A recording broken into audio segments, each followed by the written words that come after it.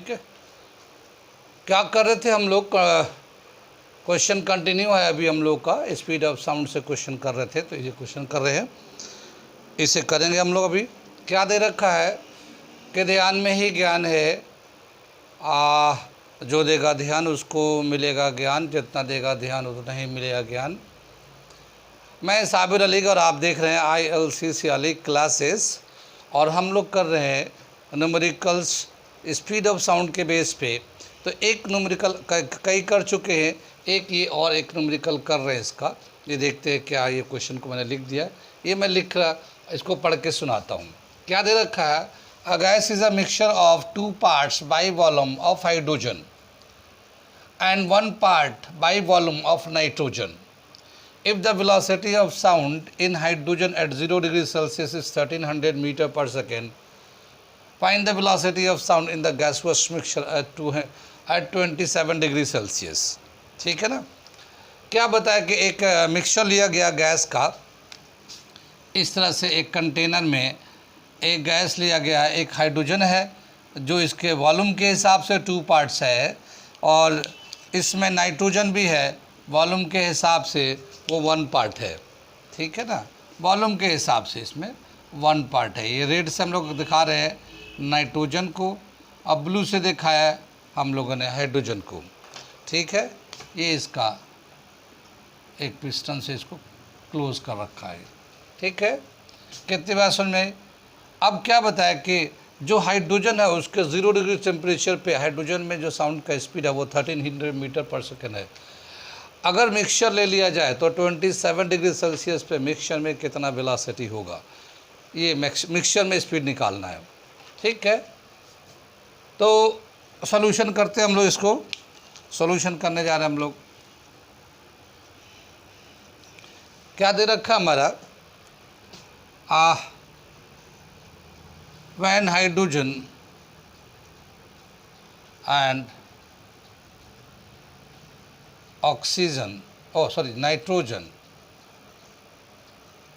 nitrogen are mixed,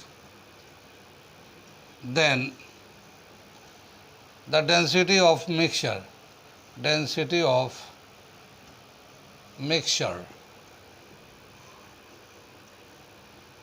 is given as, density निकालते हम लोग। कैसे निकालेंगे डेंसिटी ऑफ मिक्सचर?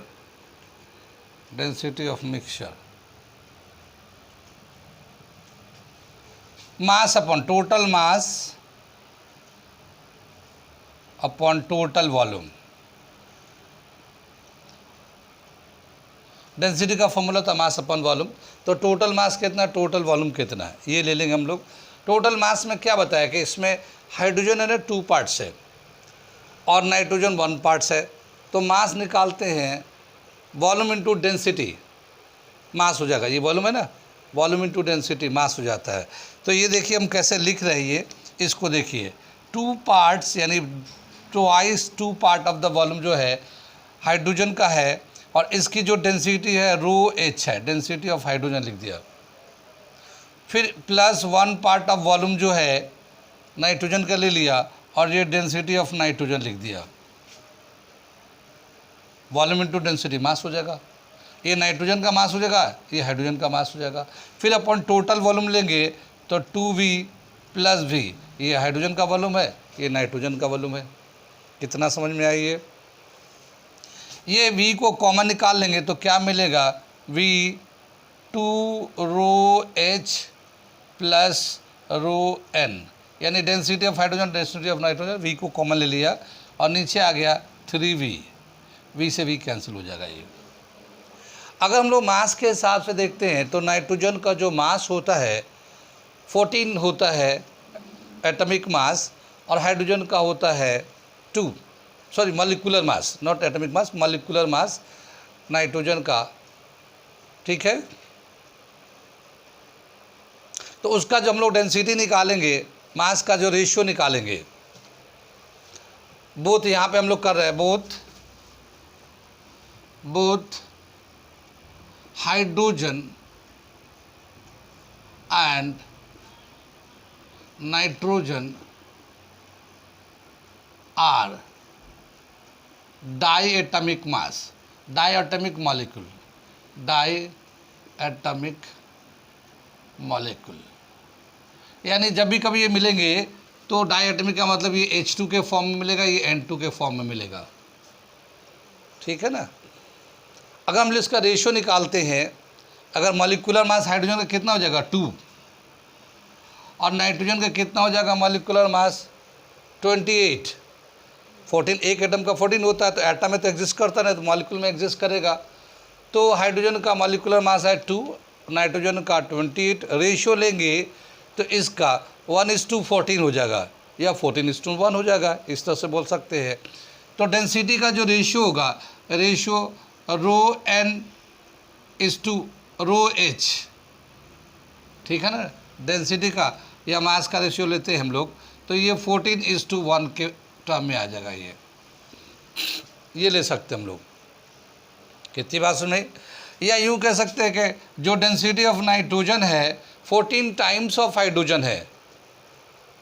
जैसे पिछले क्वेश्चन में किया था कि ऑक्सीजन का जो डेंसिटी होता है 16 टाइम ऑफ हाइड्रोजन होता है, ठीक है ना।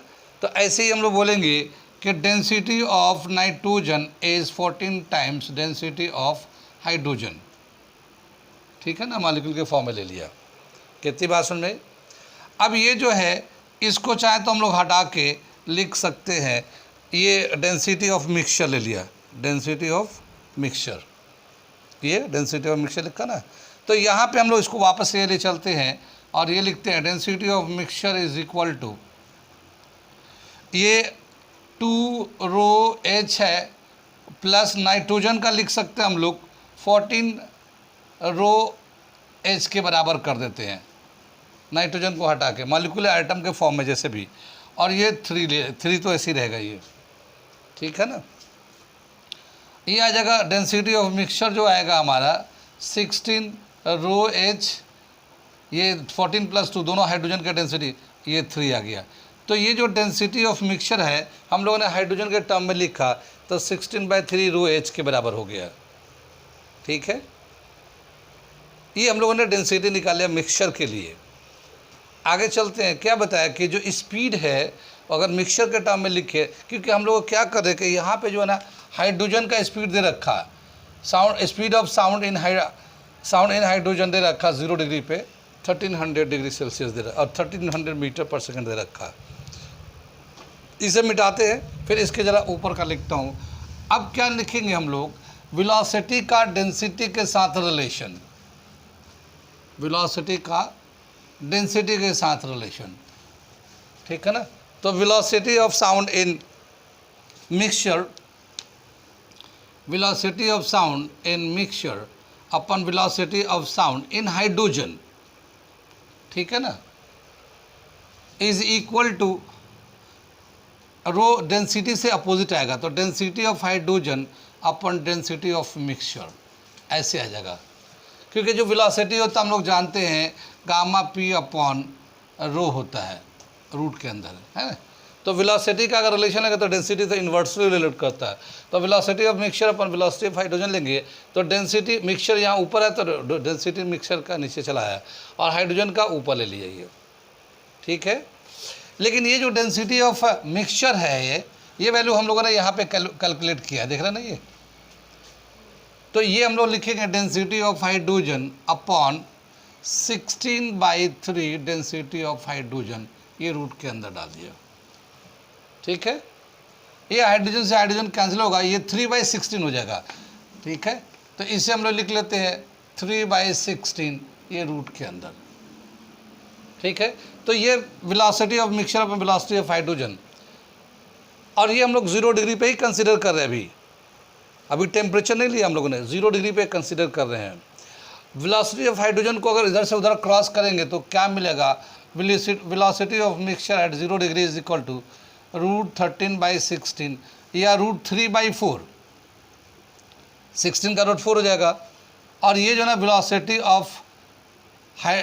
Of sound in hydrogen at 0 degree Celsius, ये √3/4, और ये दे रखा 1300 velocity of sound in hydrogen at 0 degree, velocity of sound in hydrogen at 0 degree, ठीक है ना। ये 1300 दे रखा क्वेश्चन में ही, तो हमने ये 1300 से रिप्लेसमेंट कर दिया। 4 से इसे कैंसिल कर देंगे, 4 3 ज़ा 12, 4 2 ज़ा फिर 8, 4 5 ज़ा 325 आ गया। तो velocity of mixture at 0 degree कितना आ जाएगा, ये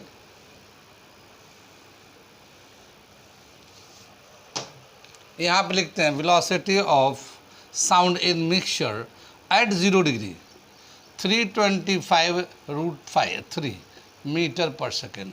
इसको हम लोग वी मिक्सर को इस तरह से पढ़ेंगे, वेलोसिटी ऑफ साउंड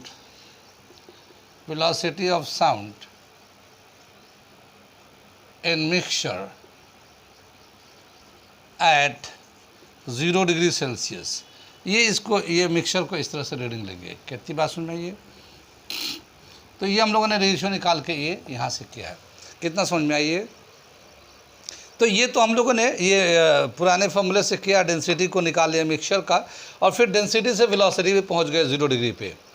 अब क्या पूछा है कि मिक्सचर में 27 डिग्री सेल्सियस पे कितना वेलोसिटी होगा, velocity of sound in mixture eight 27 degree Celsius, ये निकालना हमें। आगे चलते हैं हम लोग, इधर से थोड़ा मिटाते हैं हम लोग। यहाँ पे दे रखा है, अब बोला है कि जब टेम्परेचर बढ़ाते हैं हम लोग, तो टेम्परेचर जैसे ये जो वेलोसिटी है, velocity of sound in mixture at 0 degree temperature, लेकिन हमें निकालना क्या है, velocity of sound in mixture eight 27 degree Celsius. तो टेम्परेचर से डायरेक्टली रिलेट करता है वेलोसिटी ऑफ साउंड। तो क्या करेंगे हम लोग, velocity of sound at temperature T upon in mixture at temperature T upon velocity of sound in mixture at 0 degree Celsius is equal to 273 plus T upon 273, ये root में रहेगा ऐसे, क्योंकि ये 0 डिग्री है ना, तो 0 डिग्री टेम्परेचर 273 के बराबर होता है, और ये T डिग्री टेम्परेचर जो है ना 273 प्लस T के बराबर होगा, ठीक है ना। और टेम्परेचर से डायरेक्टली रिलेट करता, अगर एक एक करके लेते हैं तो, ठीक है ना, डायरेक्टली रिलेट करता है ये। आगे चले, अब क्या बताया कि यहाँ पे वेलोसिटी जो मिक्सचर और T डिग्री टेम्परेचर निकालना है, और इसका वेलोसिटी हमें दे रखा 325√3, ठीक है। इसको हम लोग क्रॉस कर देंगे, लेकिन पहले हम लोग थोड़ा सा यहाँ पे एक चीज़ देखिए क्या कर रहे हैं हम लोग, इन दोनों को सेपरेट करना, 273 अपॉन 273 फिर प्लस T अपॉन 273, तो 273 को 273 से डिवाइड कर देंगे तो ये मिलेगा 1 प्लस T अपॉन 273, और ये हमारा रूट को हम पावर 1/2 कर दिया। कितनी बात सुन में। अब ये जो है ना velocity of sound in mixture at T degree temperature is equal to 1 plus T upon 273 1/2, और velocity of mixture at 0 degree Celsius, ठीक है। आगे चले, आ रहा है समझ में सबको। ये देखिए, ये जो ना एक जो पावर होता है ना रूट में अगर होता है, तो हम लोग बायनोमियल थ्योरम से एक्सपेंड करते हैं, मैथ का एक पार्ट है बायनोमियल थ्योरम। तो इसलिए अगर पहला जो 1 होता है, अगर बायनोमियल थ्योरम में एक्सपेंड करते तो 1 ही आता है, और दूसरा जो टर्म आता है वो दूसरा टर्म भी ऐसे लिखते हैं, और ये जो पावर होता है उसका कोफिशिएंट हो जाता है। इसके बाद जो है ना इसका स्क्वायर T अपॉन 273 का स्क्वायर आता है, तो वो बहुत छोटा हो जाएगा, तो उसके बाद का हम लोग नेगलेक्ट कर देते हैं, तो सिर्फ 2 ही टर्म लेते हैं। और वो क्या लेते हैं वो मैं लिख के दिखा रहा हूँ, velocity of sound in mixture at T degree temperature is equal to, ये 1 तो ऐसे ही एक बार आ जाएगा, और फिर ये प्लस का साइन आ गया, और ये जो पावर है ना वो कोफिशिएंट हो जाता है, 1/2 पावर था वही कोफिशिएंट हो गया साइन समेत, अगर प्लस में है तो प्लस में आया, माइनस में होता तो माइनस में आता, ठीक है। फिर ये एक बार इसको लिखेंगे T अपॉन 273, और ये velocity of sound in mixture at 0 degree पे ये जो वैल्यू हमारे पास आया हुआ है 0 डिग्री का, ठीक है ना, ये हम लोग यहाँ लिख देते हैं 325√3। देख रहा है पीछे वाले बच्चों को दिख रहा है ये। आगे चले हम लोग, अब ये देखिए, ये हमारा ये तो 1 ऐसे ही रहेगा, ये T बाय ये 2 से मल्टीप्लाई करेंगे तो ये आ जाएगा 546 और ये हमारा 325√3, ठीक है ना, velocity in mixture at temperature T। कितनी बात सुन में। अब क्या बताया कि यहाँ पे जो टेम्परेचर हम लोग यहाँ पे टेम्परेचर डाल देते हैं, ये हम लोग यहाँ टेम्परेचर 27 डिग्री डाल देते हैं, ठीक है ना।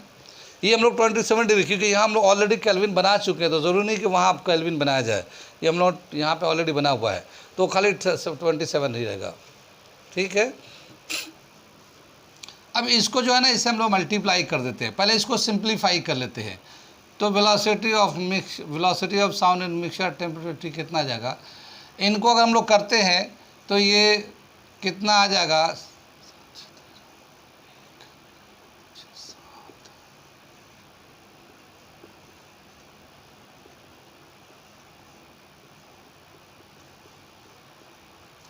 √3 का वैल्यू जो है ना 1.73 डाल लेते हैं हम लोग, √3 का वैल्यू। अब देखिए है क्या हुआ, हमने एलसीएम करके इसको यहाँ ले गए और इसको 27 को प्लस कर दिया, तो ये 573/546 होगा। ये 1 पॉइंट समथिंग आएगा, 1 पॉइंट समथिंग, 1.2 1.3 हम लोग ले सकते हैं। अब ये 325 को 1 से मल्टीप्लाई, तो 325 ये ऐसे ही रह जाएगा, लेकिन ये 1 पॉइंट समथिंग है, तो इसे जो 325 इंटू 1.73, ये 1.73 है, पॉइंट यहाँ पे है, √3 का वैल्यू तो लगभग 2 के आसपास है। 1.73, 2 तो नहीं बोलेंगे, लेकिन हाँ 2 ले सकते हैं इसको, और इसको करेंगे तो 625 के आसपास, 650। तो इसका जो एग्जैक्ट आंसर दे रहा, कैसे कैलकुलेट करेंगे हम लोग, डिवाइड करके मल्टीप्लाई करेंगे, आंसर आएगा ये दे रखा 591 मीटर पर सेकेंड, ठीक है ना। इसे पूरा करेंगे तो आ जाएगा, इसको कर सकते हैं, मैं इसको लिख दिया इसको, ठीक है ना। कितनी बात समझ में।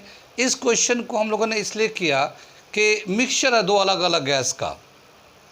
पहले तो अलग हाइड्रोजन अलग ऑक्सीजन लेते थे, नाइट्रोजन है अलग अलग लेते थे, अब लेकिन ये मिक्सचर किया है, तो सबसे पहले हम लोगों ने डेंसिटी निकाला, इसका मिक्सचर का डेंसिटी निकाला, टोटल मास अपन टोटल वॉल्यूम करके। डेंसिटी निकालने के बाद वो दोनों का मास का कंपेयर करके हाइड्रोजन के मास में चेंज कर दिया, तो ये हमें डेंसिटी ऑफ द मिक्सचर मिल गया। और अब उसकी वेलोसिटी से रिलेशन निकाल दिया 0 डिग्री पे, डेंसिटी का वेलोसिटी का 0 डिग्री पे निकाल दिया, ये हमें वेलोसिटी ऑफ द मिक्सचर आ गया, ठीक है ना। और फिर एक पर्टिकुलर टेम्परेचर जैसे 27 पे था, तो उसके हिसाब से ये कर लिया। तो ये था, इसमें थोड़ा सा अच्छा था ये क्वेश्चन, इसलिए कर लिया।